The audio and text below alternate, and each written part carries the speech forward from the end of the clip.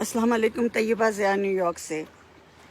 वज़ीर ख़ारजा शाह महमूद कुरैशी, या तो आपके अंदर अक्ल कम है या आप शायद कौम को बेअक्ल समझते हैं। मैंने अभी आपकी एक कहीं पे कोई बयान सुना है वीडियो पे कि आप पता नहीं किससे पूछ रहे हैं, और वही जो आपका एक इंग्लिश और उर्दू का बड़ा एक ड्रामाई अंदाज़ होता है, आप उसमें सवाल पूछ रहे हैं कि हमारे ये जो ओवरसीज़ पाकिस्तानी हैं, इनके साथ जो ज़्यादती हो रही है, इनके मय्यतें पड़ी हुई हैं, इनको फ़्लाइटें नहीं मिल रही, इनको 2-3 गुना ज़्यादा किराया लिया जा रहा है, ये कौन लोग कर रहे हैं? मुझे समझ नहीं आती। कोई शर्म होती है, कोई हया होती है। आप लोग कुर्सी पे बैठे हुए हैं, आप लोग हाकिम वक्त हैं, आप लोग साहब इख्तियार हैं, आप लोग साहब इक़्तिदार हैं, तो आप ये सवाल किससे पूछ रहे हैं? मेरे जैसा कोई पूछे, हमारे जैसा ओवरसीज़ पाकिस्तानी कोई पूछे, या कोई आम शहरी पूछे तो कोई कॉमन सेंस भी लग। आप पूछ रहे हैं कि ये इनके साथ जुल्म कौन कर रहा है? ये जो ओवरसीज़ पाकिस्तानी बाहर फंसे हुए हैं, इनसे 3-3 गुना की टिकटें कौन खरीदने पे मजबूर हैं? इनके लिए परवाज़ें क्यों नहीं चल रही? इनकी मय्यतें और लाशें पड़ी हैं। ये कौन कर रहा है? ये सफारत खाने नहीं कर रहे, ये हुकूमत भी नहीं कर रही। और फिर साथ आप ये भी कह रहे हैं कि जी ये वो लोग हैं ओवरसीज़ पाकिस्तानी जो 10-10 रुपया दे के, 10-10 रियाल, 10-10 डॉलर दे के जिन्होंने पीटीआई बनाई, जिन्होंने हमें सपोर्ट किया, जिनकी वजह से आज हम हुकूमत पे हैं। शर्म नहीं आती ये एक्टिंग करते? मेरे जैसे, मैं एक आम बंदी, हालांकि अपने घर में आराम से बैठ के रोटी खा रही हूँ, लेकिन मैं सारी रात जागती हूँ, मैं सारी रात रोती हूँ कि मुझे इतना दुख होता है ये सोच के कि वो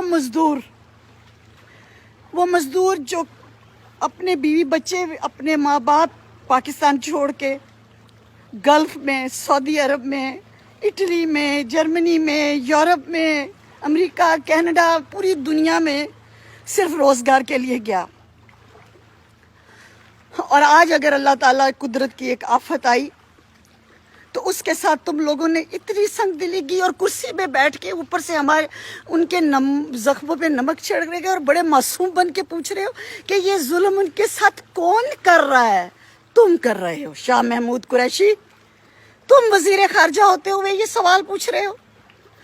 तुम्हें इमरान खान लेके आया। इमरान खान कमज़ोर था क्योंकि वो खुद नहीं आ सकता था, वो अक्सरियत लेके नहीं आ सकता था, उसको हमारे अदारों ने बैसाखियाँ दी, उनको तुम जैसे लोटों ने की ज़रूरत पड़ी।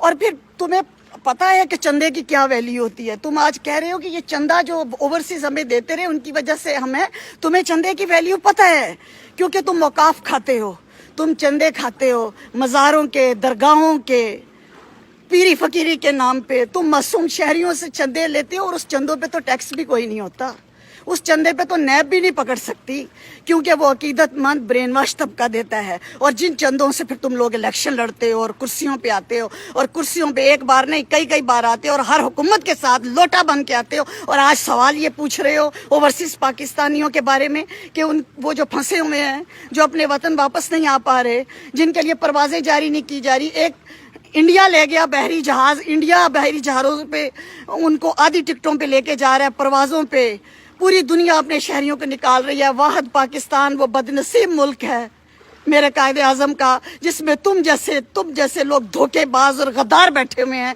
कुर्सियों के मज़े भी लूटते हैं, इक़्तिदार के मज़े भी लूटते हैं, और फिर आके मासूम बन के पूछते हैं कि ये कौन कर रहा है। सब्र करो, ये वक्त गुजर जाना है। ओवरसीज़ पाकिस्तानी जहाँ जहाँ हमारे स्टूडेंट्स और मज़दूर फंसे हैं, अनकरीब वो पाकिस्तान में होंगे, और तुम्हारा अगला इलेक्शन भी आएगा, हिसाब सारा चुकता कर देंगे। इन्ना लिल्लाहि व इन्ना इलैहि राजिऊन।